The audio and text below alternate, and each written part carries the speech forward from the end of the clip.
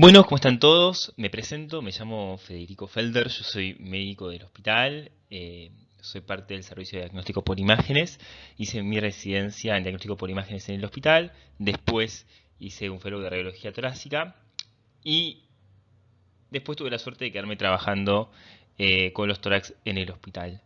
Así que hoy vamos a meternos un poco en este mundo de radiología torácica, si bien entiendo que no es la primera clase que ustedes tienen acerca de esto. Vamos a continuar un poco con eso.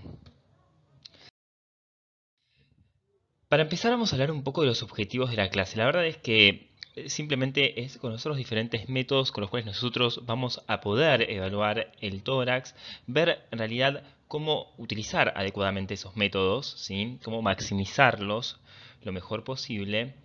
Y como la clase se va a centrar principalmente en tomografía computada, es reconocer los patrones más importantes en tomografía computada, ¿sí?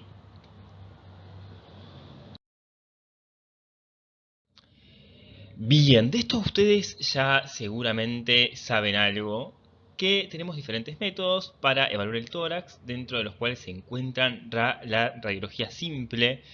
Y esto es importante, ¿no? Porque la radiología simple es algo que ustedes hagan la especialidad que hagan, hagan dermato, hagan lo que se les ocurra, todos van a ser víctimas de una placa de tórax, de un frente y un perfil. Hoy no la vamos a abordar porque entiendo que ya las vieron en otra clase.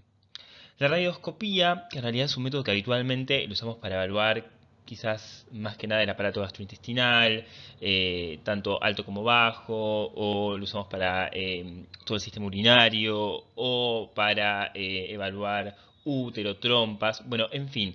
También para el tórax muchas veces tiene cierta utilidad. Principalmente tiene utilidad para ver el diafragma, ver el movimiento diafragmático. Acuérdense que la radioscopía en general, como hablando de forma burda, lo que hace es como ver un video de una radiografía en vivo y en directo. Entonces podemos ver cómo se está moviendo el diafragma, y si un diafragma está moviéndose bien o mal, lo vamos a poder comparar con el otro y así vamos a poder evaluarlos. La tomografía computada, que es el método que hoy nos va a llevar más tiempo, la ecografía, la resonancia magnética y el PET-TC. El PET-TC, en realidad hoy no vamos a hablar de PET-TC, la verdad. El PET es un método que, claro, sí utilizamos en tórax, pero principalmente lo usamos como para lo que sería, una vez llegado el paso de la estadificación, ¿sí? O sea, siempre antes de llegar al PET, que es un estudio complejo, vamos a tener estudios previos. Es por eso que, en el caso de ustedes que están en medicina, hoy vamos a ver esos métodos que sí o sí son importantes.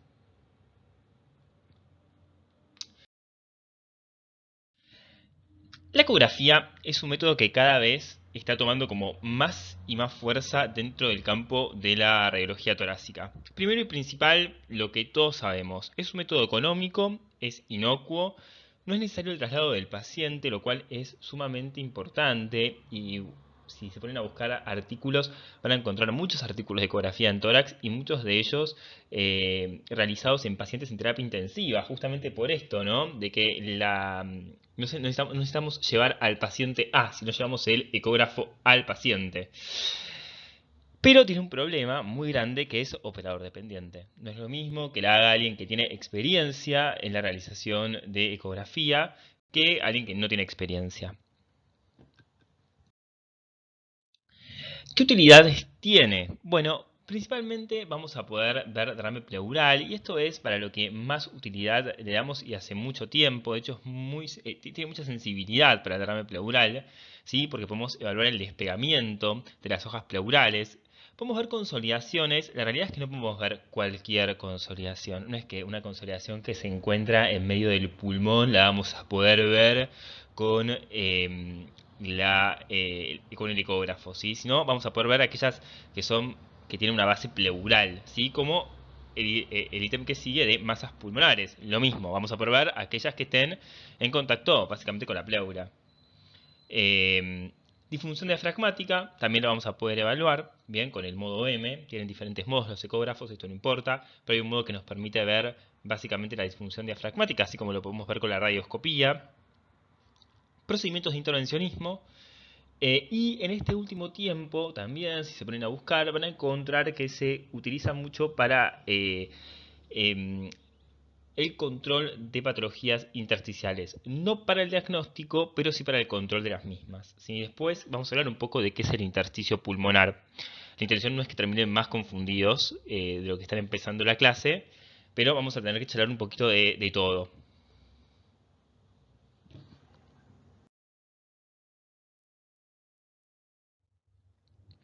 Bien, ¿cómo hacemos la ecografía? Esto es simplemente para que tengan una idea y en parámetros generales, no es en todos los pacientes igual, pero usamos una sonda convex y el paciente en particular para el estudio que más utilizamos, que es para realizar la ecopleura, preferimos que esté sentado, ¿sí?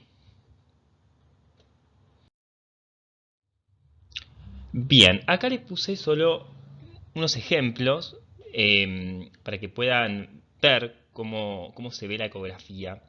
Bien, en ecografía utilizamos terminología que es isoecogénico, hipoecogénico, hiperecogénico, ¿sí? Isoecogénico se refiere a cosas que son como de igual ecogenicidad, ¿sí? Por ejemplo, esto tiene una ecogenicidad muy parecida a esto. Hipoecogénico nos referimos a las cosas que son negras. Hiperecogénico nos referimos, por ejemplo, como a esta estructura, ¿sí? Aquellas que tienen mayor ecogenicidad. Bien, bueno, son tres imágenes distintas de ecografías, ¿sí? De ustedes acá, como bien marca, pueden encontrarse el hígado. Lo que nos encontramos es un órgano sólido, bien. Tenemos esta línea que representa la pleura. Después tenemos esta imagen que está por encima, ¿sí? De lo que sería la pleura, en realidad, pero lo que sería el diafragma, en este caso. Eh, y vemos esta imagen que es hipocogénica. Esto representa justamente el derrame pleural, el despegamiento pleural. Si nosotros estaríamos haciendo en vivo y en directo, lo que veríamos sería la colita del pulmón, ¿sí? Que se mueve dentro de este derrame pleural. Bien, en este caso lo que tenemos también es una estructura sólida, bien, que representa, que es, no que representa, sino que es el hígado, que está rodeado por líquido, ¿sí? Que es líquido perihepático. Nos encontramos justamente con el diafragma y después tenemos acá toda esta imagen hipocogénica que representa el derrame pleural. Ahora, lo que hablábamos antes, también podríamos evaluar consolidaciones. Sí, fíjense, tenemos esta estructura de acá sólida que representa justamente el hígado. Después tenemos acá esta imagen hipoecogénica que es derrame pleural, y después tenemos esta, ¿sí? Que es de similares características a esta que está acá, como una hepatización, ¿no? En lo que sería el parénquima pulmonar. Eso representa justamente una consolidación. De hecho, dentro de la misma podemos ver estas áreas hipocogénicas que representan en cierta forma, no, representan el broncograma aéreo, que después vamos a ver bien qué es.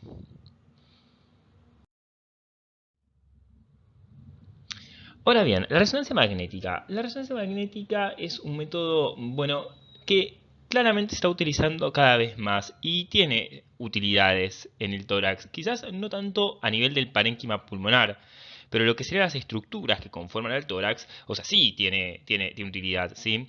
Es un método caro, no usa rayos X, lo cual es muy bueno porque aquellas personas que tienen contraindicado la tomografía computada que usa rayos X, pueden utilizar la resonancia magnética, ¿sí?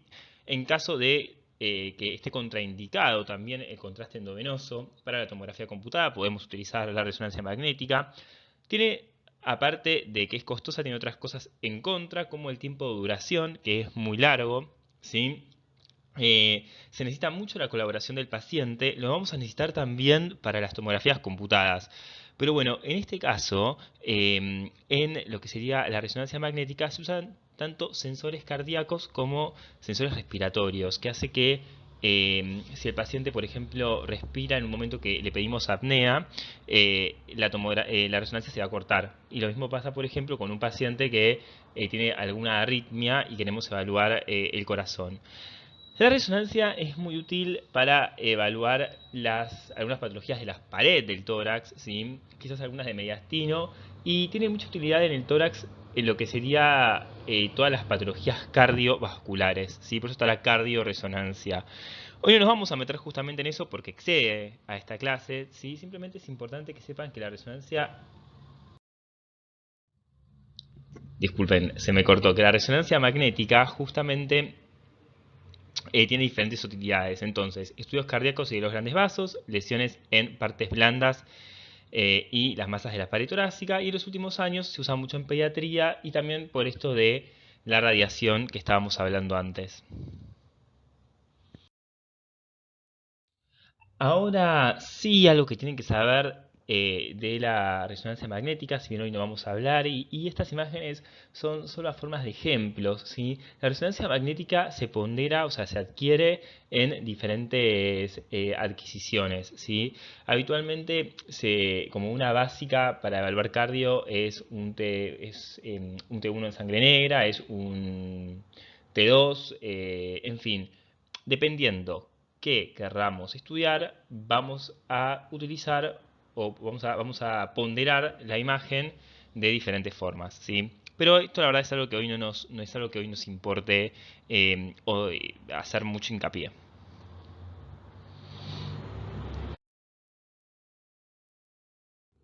Sí nos importa hoy hablar de la tomografía computada. Claro, es un método más caro, no más caro que la resonancia magnética, pero sí es más caro que la ecografía y sí es más caro que la RX, ¿sí? Pero tiene una gran representación anatómica, por lo cual a los radiólogos nos gusta mucho. Bien, valora simultáneamente el parénquima pulmonar, el mediastino, los tejidos blandos, estructuras óseas. Ahora vamos a ver por qué pasa esto. El RX, claro, al ser bidimensional, básicamente se solapan muchas estructuras. En cambio, en lo que sería la tomografía computada, vamos a poder localizarlas. De hecho, vamos a poder localizarlas para después, en el caso de tener que seguir estudiándolas, poder ver si son punzables o no. Vamos a poder darle más características, tanto en cuanto a su densidad, como a su forma, como a su localización, pudiendo decir si nos parece que es algo más benigno o más maligno. Bien. Em, y podemos utilizar contraste endovenoso para pacificar ciertas estructuras. Bueno, como ustedes están en medicina A y ahora es momento de empezar a aplicar los conocimientos que van adquiriendo, les presento lo que es el interrogatorio de nuestro hospital para los pacientes que vienen a hacerse tomografías de tórax. La situación real es que nosotros en el tórax por sí solo no es que vamos a poder hacer un diagnóstico. Es justamente un área de la radiología en la cual depende mucho de la clínica. Y el concepto de interdisciplina, el cual lo utilizamos en general en toda la medicina, en la radiología torácica se pone muy de manifiesto. Fíjense que preguntamos desde la ocupación, que nos importa muchísimo, ¿sí? Porque no es lo mismo para nosotros que el paciente sea carpintero, porque puede tener una enfermedad de tipo exposicional, o que trabaje cosechando, o que trabaje en una curtiembre, o que trabaje con vidrio. O de hecho nos importa también saber dónde vive, porque no es lo mismo que cocine, por ejemplo, con una cocina a gas que cocine con una cocina a leña. Obviamente los síntomas, estos son los síntomas básicos, siempre preguntamos por tos, si esa tos es productiva, si tiene hemoptisis, si tiene disnea, acá también le preguntamos tipo qué grado de disnea es el que tiene, si tiene soporte de oxígeno y si tiene fiebre, por supuesto. Y también preguntamos todos los antecedentes cardiológicos, los antecedentes respiratorios, obviamente los preguntamos, siempre preguntamos si tienen TBC, si tuvieron TBC en realidad alguna vez, enfermedades obstructivas y, muy importante, en el tórax averiguar por las enfermedades reumatológicas. Si AR se refiere a artritis reumatoidea, LES se refiere a lupus eritematoso sistémico, ¿sí? Bien, fíjense que preguntamos hasta por exposición a aves y felinos. Bueno, a perros la verdad no sería necesario. Esto es porque lo hicimos junto con los residentes y es un aporte de ellos que no íbamos a coartárselos. Pero fíjense, exposición ambiental a gases cáusticos, hidrocarburos y también básicamente la exposición medicamentosa, que es algo que nos importa mucho.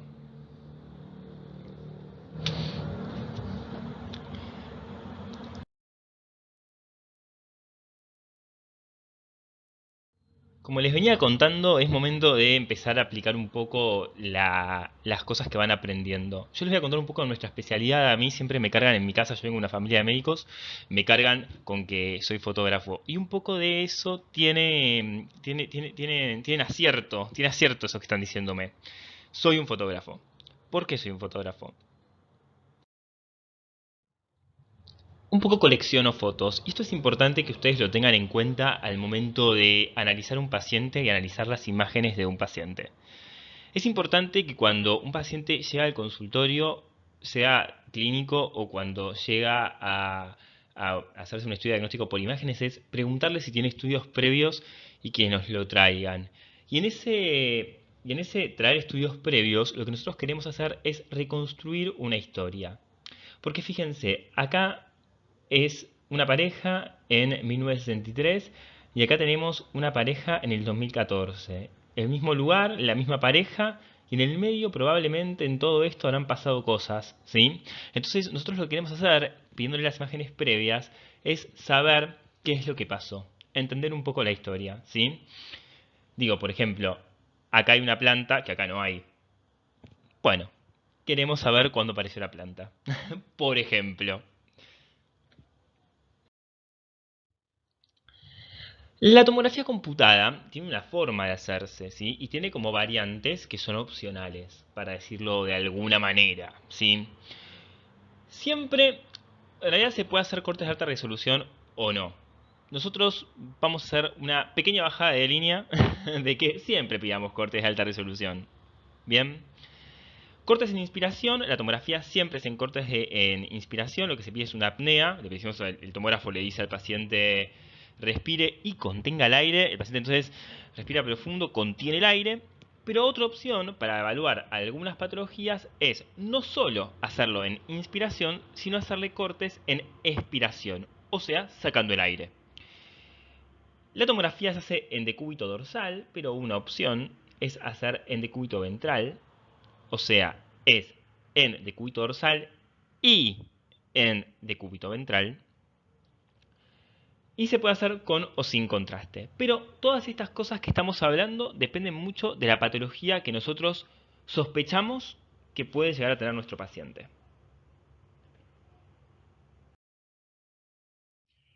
Esto solo para que lo sepan, hay lo que se llama el principio de Alcara. Bueno, y mejor entonces lo decimos en español tan bajo como sea razonablemente posible, y esto se refiere justamente a la radiación que recibe el paciente, que siempre debe ser lo más baja posible. ¿Sí? Actualmente sabemos que tenemos tomógrafos obviamente que irradian muy poco, así que la tecnología va acompañando a este lema, para decirlo de alguna manera.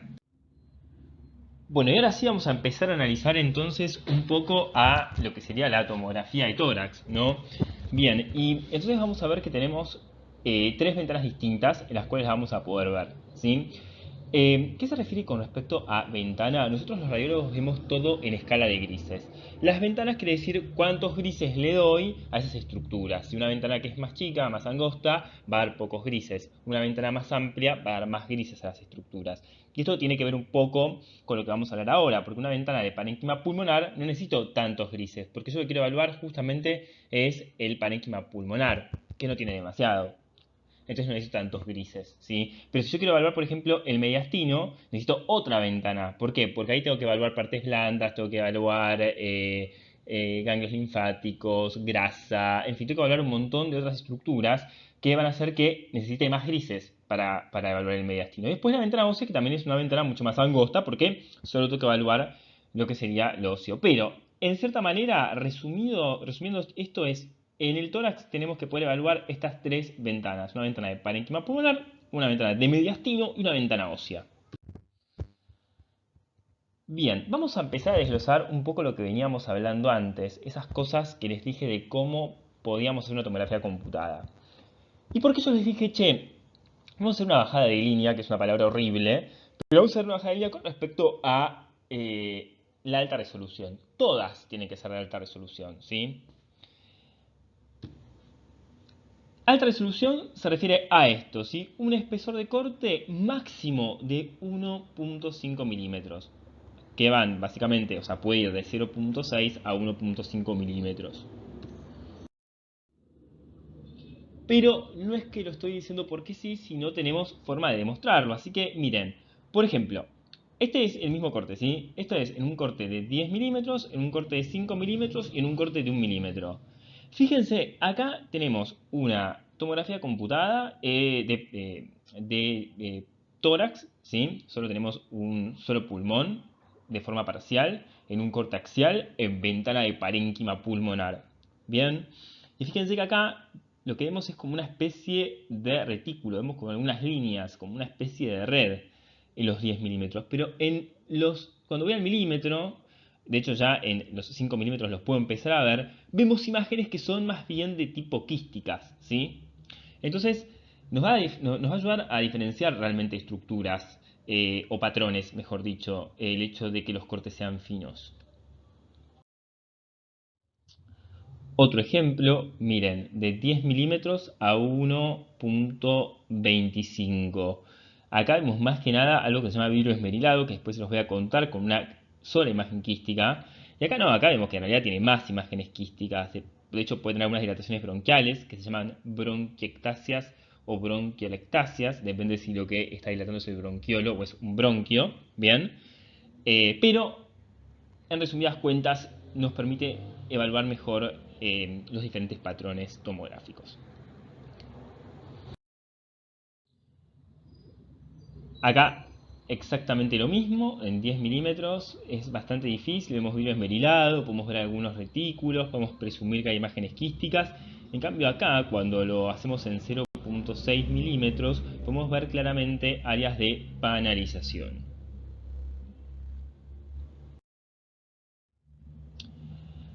¿Qué pasa? También es importante el espesor de corte. El espesor de corte tiene que ser entonces de 1 milímetro, ¿bien? Y tenemos que, esto es importante, utilizar distintos filtros de reconstrucción. ¿Y por qué? Esto tiene que ser reconstruido, obviamente, en lo que sería para nosotros la consola, ¿sí? ¿Por qué? Porque este, por ejemplo, está reconstruido no en la consola, sino que está reconstruido después desde el visualizador directamente. Esto es una ventana de mediastino, ¿sí? Pasada a ventana de parénquima pulmonar. Y esto es uno reconstruido directamente con un filtro adecuado en la consola. Fíjense que son distintas, ¿sí? La nitidez con la que la pueden ver.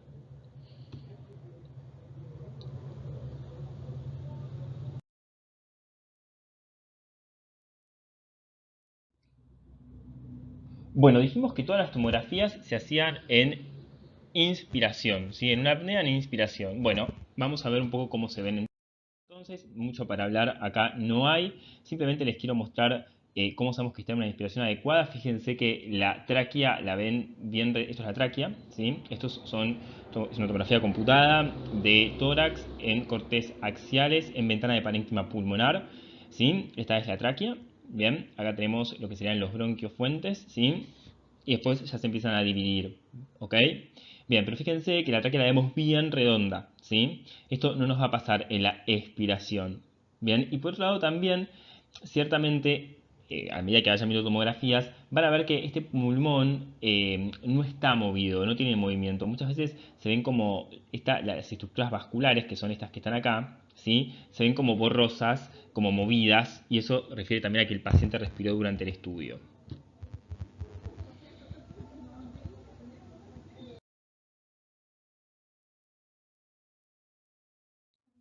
Los cortes en expiración, ¿se los hacemos a todos? Bueno, no se los hacemos a todos los cortes en expiración. Se los hacemos a enfermedades obstructivas, asma, EPOC, bronquiolitis obliterante, fibrosis quística y también a enfermedades del tejido conectivo, ¿sí? Que pueden dar patologías intersticiales y enfermedades reumatosas como artritis reumatoidea, Sjögren y neumonitis por hipersensibilidad. Nosotros se lo hacemos como primer estudio, se lo hacemos a todos los pacientes que vienen con estas patologías. Lo importante también es que quizás esto, y no es para que ustedes hoy lo lleven a la práctica, pero sí para que lo sepan, cuando están en consola los residentes y ven que el paciente puede tener atrapamiento aéreo, que es lo que se evalúa con la expiración, evaluamos el atrapamiento aéreo, si el paciente está o no atrapando aire en los pulmones, si el reciente llave áreas en mosaico que pueden suponer atrapamiento aéreo, le hace la expiración independientemente de esta lista que les acabo de dar. Bueno, entonces vamos a analizar un poco esto, ¿no? Cómo es la inspiración y la expiración, cómo diferenciarla. Ya dijimos que ya algo les había avisado por la tráquea. Acá en la inspiración la tráquea está redondita, en este caso está más abombada. En estas tomografías computadas que vemos en cortes axiales, el parénquima pulmonar, ¿sí? En la inspiración se ve mucho más negro, ¿no? Lo que se ve el aire se ve negro. Ahora, en este caso vemos como más gris, ¿no? Esto se llama vidrio esmerilado, que ahora vamos a ver bien qué es. Pero a lo que hago referencia es que en el caso que el paciente, si vemos que el paciente está atrapando aire, ¿qué es lo que tendríamos que ver? Bueno, tendríamos que ver en realidad áreas más negritas, ¿sí? Como estas, dentro de los alvéolos que lograron sacar el aire y se colapsaron, dentro de ese vidrio esmerilado. Haciendo honor a que están ya entrando al área clínica de su carrera, vamos a ver un caso clínico que es un hombre de 46 años, de Entre Ríos, comerciante, con el antecedente de asma diagnosticado en la infancia, que está intercurriendo con disnea en la actualidad. A este paciente se le hace una tomografía computada en cortes en inspiración, ¿sí? Tenemos cortes axiales que van desde los ápices pulmonares hacia la base, está en parénquima pulmonar, justamente pues esta tomografía computada. Cuando vemos los cortes de abajo, fíjense la tráquea, están en expiración y lo que vemos son, lo que les decía antes, estas áreas más negras, ¿sí? Más negritas, dentro de todo este vidrio esmerilado. Este vidrio esmerilado dentro del contexto de la expiración es normal, ¿bien? Pero en este caso vemos que hay áreas del pulmón que no pudieron sacar el aire. Entonces este paciente está atrapando, ¿sí? Quizás es algo que ya en los cortes en inspiración lo podemos llegar a ver si ventaneamos la tomografía computada y lo definimos como áreas en mosaico que terminamos de comprobar al momento de realizar la expiración. Otro caso clínico les presento. Esta es una mujer de 52 años que vive en Pilar, la ocupación es cocinera y el marido es un criador de aves de corral. Estos son dos antecedentes que le vamos a hacer expiración seguro y fíjense, independientemente de que tiene otras cosas esta tomografía computada, estas áreas que son más negras, como siempre decíamos, hablando mal y pronto, ¿no? Dentro de este vidrio esmerilado, que es normal, confirma el atrapamiento aéreo, ¿sí? Bueno, como ustedes ya saben, básicamente la tomografía computada la hacemos en decúbito dorsal, pero en ciertas opciones o en algunas veces las podemos hacer también en decúbito ventral, dependiendo de la patología, no se lo hacemos a todos, ¿sí? ¿A qué me refiero? Justamente con esto. Esto es el scout, ¿sí? De cómo, no es el scout en realidad, es como la forma en la cual se programa el tomógrafo, ¿sí? Para que el paciente entre, ¿bien? Fíjense acá, lo está haciendo en decúbito dorsal, acá lo está haciendo en decúbito ventral, ¿bien? Y justamente, fíjense, lo que tiene este paciente acá, ¿sí? Es una tomografía computada, MT de parénquima pulmonar, es un corte axial, que lo que estamos viendo en la base es vidrio esmerilado, que es esto que está acá, lo que marca la flecha, ¿sí? Entonces, muchas veces hay patologías que se manifiestan así, como vidrio esmerilado a nivel de las bases, pero también lactasia por decúbito, por estar mucho tiempo acostado, ¿sí? La sangre baja y hace ese mismo efecto. Entonces, para poder diferenciarlo, lo que hacemos es dar vuelta al paciente. Y cuando lo damos vuelta, eso desaparece de no ser patológico. Entonces, si la lactasia por decúbito va a desaparecer. Lo que no pasa en este caso, fíjense, tenemos vidrio esmerilado, ¿sí? A nivel basal y posterior, bilateral, que cuando ponemos al paciente en decúbito ventral no desaparece. Esto claramente es patológico, ¿sí? Pero el punto es, ¿damos vuelta a todos los pacientes? No, no damos vuelta a todos los pacientes. Hay patologías que tienden a dar este patrón, ¿sí? Virus esmerilado, basal, periférico, bilateral. Se llaman neumonías intersticiales inespecíficas. Están asociadas a un grupo de patologías. Por ejemplo, para darles un ejemplo, la esclerodermia. ¿Bien? Entonces, por ejemplo, si en un paciente con esclerodermia y le veo virus esmerilado, a ese sí lo voy a dar vuelta. Pero si viene, por ejemplo, una señora muy mayor que está internada hace un montón y le veo algo de vidrio esmerilado, probablemente no la voy a dar vuelta a la señora porque seguramente es porque justamente tiene ectasia por decúbito. O sea, hay que contextualizar básicamente a los pacientes, a eso me refiero. Entonces vamos a contextualizarlos justamente con un dato, con un caso clínico, ¿sí? Este paciente en la tomografía computada tiene vidrio esmerilado, bien, a nivel de las bases, como ven. Si es una tomografía computada, ¿sí? Cortes axiales, yendo desde los ápices hacia la base, para los ápices, de las regiones de los lóbulos superiores bien hasta los lóbulos inferiores, esto no es ápice. Y en los lóbulos inferiores empezamos a ver vidrio esmerilado. Bien, y es una mujer de 51 años con sobrepeso, dolor articular en manos de meses de evolución, así que probablemente la paciente tenga algo reumatológico, se está estudiando. La pregunta que les hago es, ¿a esta paciente la darían vuelta? Sí, a esta paciente la darían vuelta. Pero a ver qué harían, por ejemplo, en este caso, que tenemos una mujer de 90 años con antecedente de hipertensión, insuficiencia cardíaca, múltiples internaciones por su insuficiencia cardíaca, neumonías, bueno, ACV. A esta paciente que también tiene algo, si bien ven, esto es a lo que me refiero con una tomografía movida, ven que se ve como todo medio borroso, pero que también tiene algo de vidrio esmerilado en la base, como ven acá, ¿sí? ¿La darían vuelta? No, a esta paciente no la vamos a dar vuelta. Hay dos, dos técnicas de postprocesamiento que son importantes y muchas veces son útiles.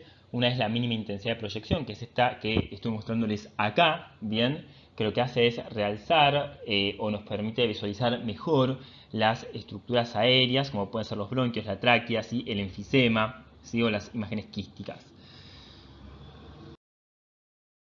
Fíjense, esto que están viendo acá, ¿sí? Esto es una tomografía computada, justamente que tiene una técnica de postprocesamiento, ¿sí? Tiene una mínima intensidad de proyección hecha, en la cual podemos ver que las estructuras aéreas, como en este caso, ¿sí? Esta bronquiectasia, todas estas imágenes quísticas que tiene acá, que tiene acá, que tiene acá, que tiene acá, que tiene acá, las podemos ver bien, ¿sí? Esto es una tomografía computada, reconstruida, entonces, como les decía, en mínima intensidad de proyección, en un corte coronal de ventana de parénquima pulmonar. Esta es un corte sagital y vemos lo mismo. ¿Sí? Fíjense cómo podemos seguir casi el bronquio hasta el final, cómo realza, ¿no? Las estructuras aéreas.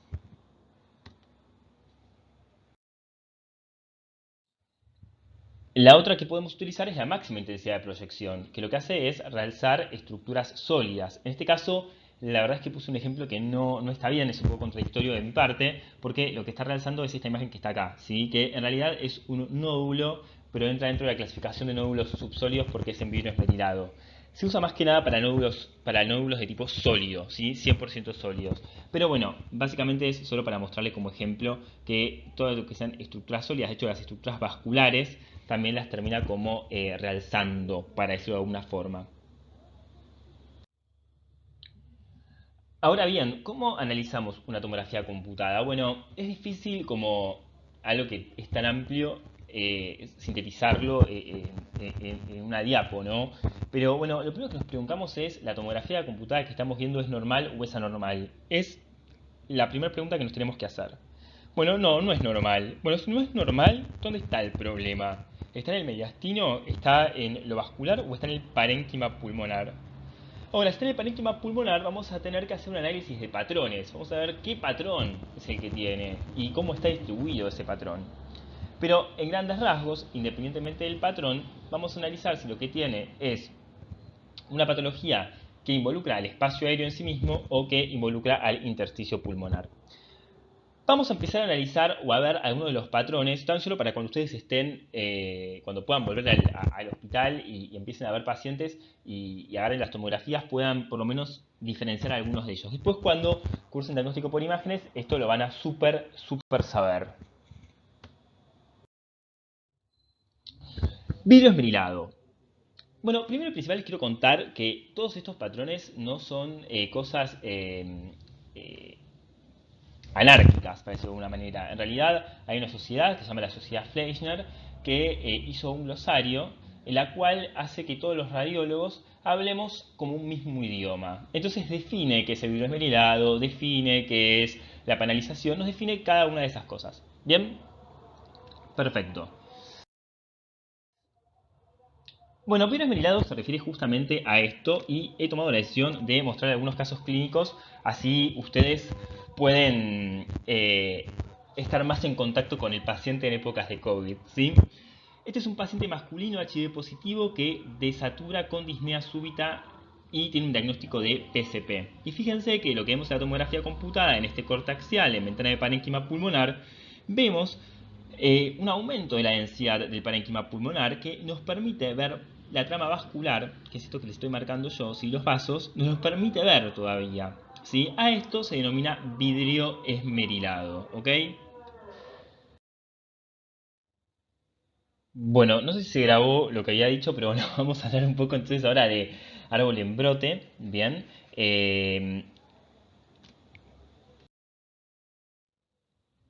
Bueno, este no es quizás el mejor ejemplo de árbol en brote que se pueden encontrar, pero para hablar de una forma, el árbol en brote se refiere a pequeños nodulillos centrolobulillares, ¿sí? Que se refieren a que lo que nos vamos a encontrar es, cuando termina el bronquio, vamos a encontrarnos un puntito, ¿sí? Entonces tenemos bronquio puntito, bronquio puntito, bronquio puntito, como pueden ver acá, que en realidad ya son puntazos más que puntos, que hacen este aspecto de árbol en brote. Bien, con el árbol en brote ya pasa como al espacio aéreo, porque hasta ahí estamos como una diseminación aerógena de lo que de la patología que tiene el paciente, que muchas veces hace referencia a tuberculosis, pero no siempre. Cuando pasa al espacio aéreo y ya empieza a ocupar un acino, vamos a ver opacidades acinares, que es más que nada lo que estamos viendo acá, ¿sí? En esta tomografía computada, que son como imágenes nodulillares, cercanas a los 3 milímetros, 5 milímetros, ¿sí? Como una nubecita, para decirlo de alguna forma, y eso sí es muy característico de la tuberculosis. Este es un paciente HIV con un diagnóstico de TBC, justamente. La bien ponderada y querida consolidación, la que todos vamos a ver y la que ninguno va a dudar, ¿no? Uno piensa que nunca va a dudar, pero siempre va a dudar de una consolidación. ¿De qué será la consolidación? Porque obviamente uno lo que piensa es neumonía, pero otras cosas también se pueden ver como este patrón de consolidación. La consolidación, fíjense que tiene algo muy distinto a lo que hablábamos antes del vidrio esmerilado, ¿sí? Es un aumento de densidad con densidad de partes blandas que de lo contrario al vidrio esmerilado no me deja ver la trama vascular, ¿sí? Por debajo de él. Y por otro lado también tiene asociado algo que se llama broncograma aéreo, o sea, me permite visualizar sobre la consolidación la permeabilidad del bronquio, ¿sí? Porque este bronquio está aireado, de hecho. Este es un paciente con fiebre y tos productiva que fue diagnosticado con neumonía. Acá otro tipo de consolidación, las consolidaciones pueden ser distintas. Muchas veces esto no importa, pero muchas veces o sea, sí importa, pero no importa quizás ahora, en este momento preciso, nos van a dar duda, ¿sí? De si lo que la consolidación que tiene realmente es una neumonía o, por ejemplo, puede ser neoplasia, porque muchas consolidaciones representan neoplasias, ¿sí? Pero bueno, este paciente, en cambio, lo que tiene es una consolidación también con broncograma aéreo, ¿sí? Una consolidación que toma una forma más bien como pseudonodular, aunque es muy grande.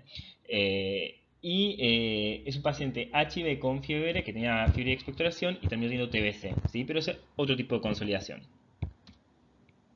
Bueno, TBC, lo puse 2 veces, por si quedaban dudas. El patrón empedrado, esto se llama en inglés crazy paving y es por eso lo que sería la imagen. Hace referencia a esto, ¿sí? Hace referencia a vidrio esmerilado en conjunto con engrosamientos septales, ¿sí? O sea, acá lo que están viendo es todo vidrio esmerilado, pero a su vez lo que pueden ver es como algunas líneas sobre él, ¿sí? Las pueden ver, se las estoy marcando. Estas son líneas que se llaman septos interlobulillares. La mínima unidad funcional, o sea, la unidad más chiquita en realidad que nosotros podemos ver en la tomografía computada, es el lobulillo pulmonar secundario, que está dividido por septos de tejido conectivo, que habitualmente no los vemos, ¿sí? Que se llaman septos interlobulillares. Después les voy a mostrar una imagen de un lobulillo pulmonar secundario.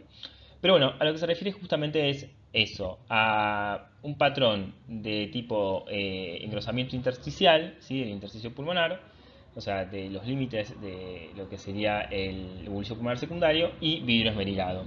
Este es un paciente con diagnóstico de leucemia linfocítica crónica, y plaquetopenia, que presentó hemoptisis. El diagnóstico fue una hemorragia alveolar. Un montón de cosas aparte nos pueden dar, o sea, un patrón de crazy paving. De hecho, el PCP también nos puede dar crazy paving. Bueno, la hemorragia alveolar es otra. En fin, la lista es larga, ¿sí? La proteinosis alveolar también. El edema de pulmón también. Bueno, no voy a decir todas porque si no terminamos más, pero lo que quiero decir es que más de una cosa pueden corresponder, o sea, más de una etiología, o sea, un patrón puede tener más de una etiología en realidad, ¿sí? Nódulos. La definición de nódulo habitualmente es hasta 3-4 centímetros, dependiendo de dónde la lean, ¿sí? Ya después son una masa y habitualmente cuando son más chiquitos de 3 milímetros los llamamos micronódulos. Pueden ser solitarios, como pueden ser múltiples, y hay más de una guía para ver el seguimiento de ellos. Bien, nosotros acá en Argentina más que nada nos guiamos con la guía de la Sociedad Fleischner, pero hay guías de las sociedades británicas, en fin, hay diferentes guías en las cuales dicen, dependiendo del tamaño y las características del nódulo y el riesgo que tenga el paciente a tener cáncer, los podemos seguir. Pero los nódulos justamente no son todos de origen neoplásico, también son de origen infeccioso muchas veces. Corresponden, por ejemplo, a aspergilosis o algo por el estilo, ¿sí? Hay que ver el contexto justamente del paciente.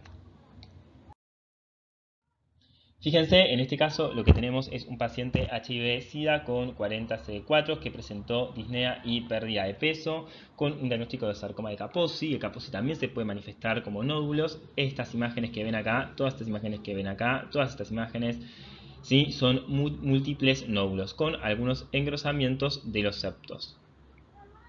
Y también tiene derrame pleural.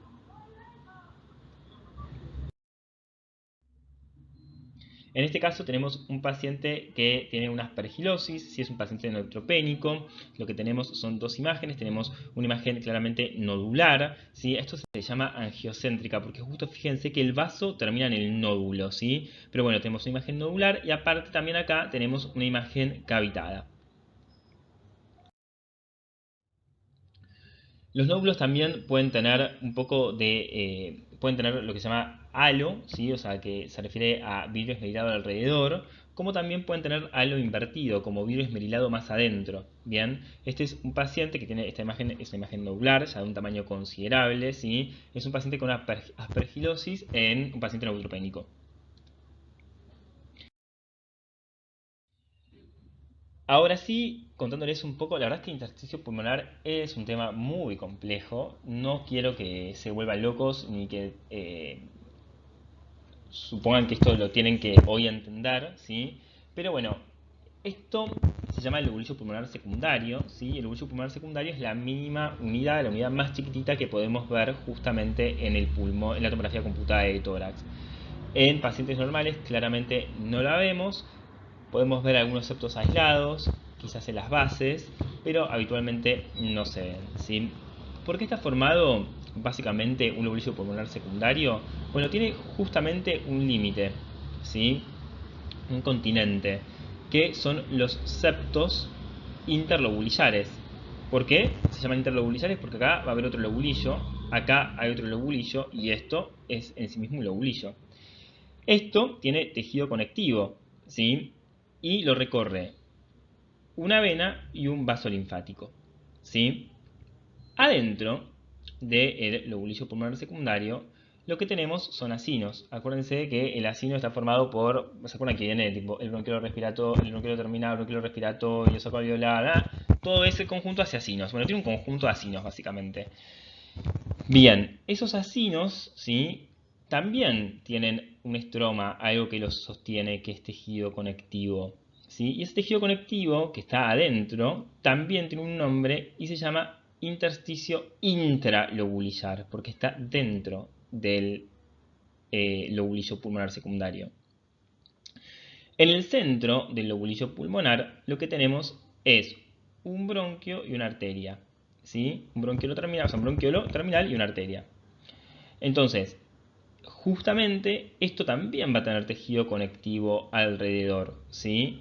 Ese tejido conectivo se llama el centro lobulillar, ¿sí? Tejido conectivo centro lobulillar o peribroncovascular, dependiendo, ¿bien? Esto es un poco como otra imagen que muestra básicamente lo mismo. Muestra un montón de lobulillos pulmonares secundarios, ¿sí? Que tienen algo que sería sus septos que los divide, ¿sí? Con tejido conectivo, un vaso linfático y una vena, lo que se llama intersticio interlobulillar. Adentro los acinos con el intersticio intralobulillar, el intersticio centrolobulillar, ¿sí? Que es el tejido conectivo que estaría rodeando, ¿sí? A la arteriola y al bronquiolo, que vienen, este tejido conectivo viene desde la tráquea, ¿sí? Dividiéndose. ¿Ok? Bien.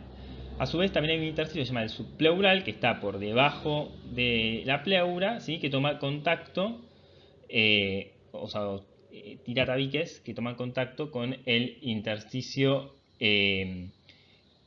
interlobulillar. Esto es justamente o simplemente un ejemplo de eso que estamos hablando, ¿sí? Del intersticio. Fíjense, tenemos acá engrosamientos septales, ¿sí? Se pueden ver bien delimitados lo que sería el lobulillo pulmonar secundario, ¿sí? Acá tenemos un patrón más bien reticular, porque podemos ver, sí, tenemos algunos septos que nos marcan el intersticio interlobulillar, pero adentro también vemos como una red, como una forma de encaje. Ese encaje que vemos adentro, ¿sí? Es el intersticio intralobulillar. Bien. Y acá tenemos también engrosamiento de los septos interlobulillares. Esto hace un patrón, ¿sí? Que se llama un patrón reticular porque tiene la forma de red.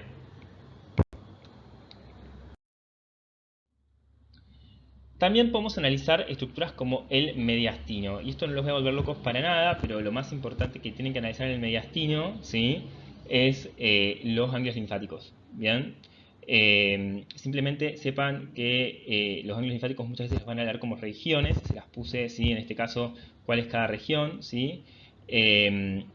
Eh, y nada más, solo esto para que lo sepan, van a tener tiempo de verlo. Pero bueno, vamos a poder evaluar tanto los vasos, si esto es una tomografía computada en metanea mediastino con contraste endovenoso, porque vemos cómo realza la aorta, ¿sí? Este es el corazón. Bien, y tenemos esas estructuras redonditas que si estamos viendo la tomografía muy en directo, esta estructura no la puedo seguir como un vaso aparece y desaparece, se refiere justamente a un ganglio linfático.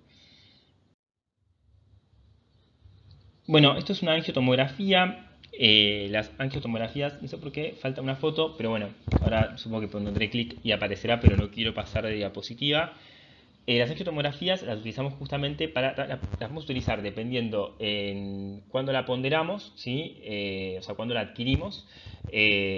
Podemos evaluar la aorta, podemos evaluar la arteria pulmonar y sus ramas para ver, por ejemplo, si no hay tromboembolismo pulmonar. Fíjense, acá tenemos la aorta, disculpen, la arteria pulmonar, si el tronco, tenemos con sus ramas, ¿sí? Su rama principal izquierda, en la cual tenemos una imagen de falta de relleno, ¿sí? Esto justamente habla de un trombo. Fíjense acá que tenemos una reconstrucción en sagital, ¿sí? De lo mismo, en la cual nos encontramos con esta imagen de falta de relleno. Esto es un claro tromboembolismo pulmonar. Ah, bueno, y acá se ve esta imagen que les quería mostrar antes. Sí, también tenemos, esto es la aorta ascendente, la aorta descendente, la arteria pulmonar con sus dos ramas principales, con falta de relleno, sí, a nivel de ambas. La podemos encontrar más allá de sus ramas principales, y encontrarla en las ramas lobares, ¿sí? Como las flechas lo indican, ¿sí? En este caso, acá lo que está marcando la flecha, las flechas verdes son ganglios, son adenopatías. Ahora sí, chicos, después de una clase media larga, pero nos han quedado muchas cosas afuera, pero ya vamos a tener oportunidad de encontrarnos y verlas.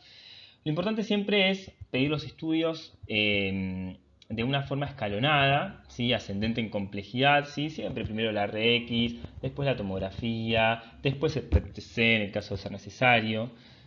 Bien, al momento de pedir, evaluar qué patología es la que queremos ver en el paciente, ¿sí? Y ahí empezar a pedir los estudios y cómo los vamos a pedir, reconocer patrones y entender que todos somos importantes en el diagnóstico de una patología. Esto quiere decir que Es importante que si ustedes van a hacer clínica médica, es importante que al médico radiólogo, al técnico, le den los datos precisos para poder maximizar ese estudio. Lo que quiero decir es tipo poner diagnóstico, por ejemplo, poner artritis reumatoide, si nosotros sabemos si le tenemos que dar vuelta o no le tenemos que dar vuelta o qué hacer, ¿sí? Y entender también que todos somos potenciales pacientes, que muchas veces los estudios por diagnóstico por imágenes al paciente le generan mucha incertidumbre, y todo esto que hablamos hoy livianamente, el paciente en el tomógrafo, en el ecógrafo, necesita contención. Así que sin más, chicos, les quiero decir...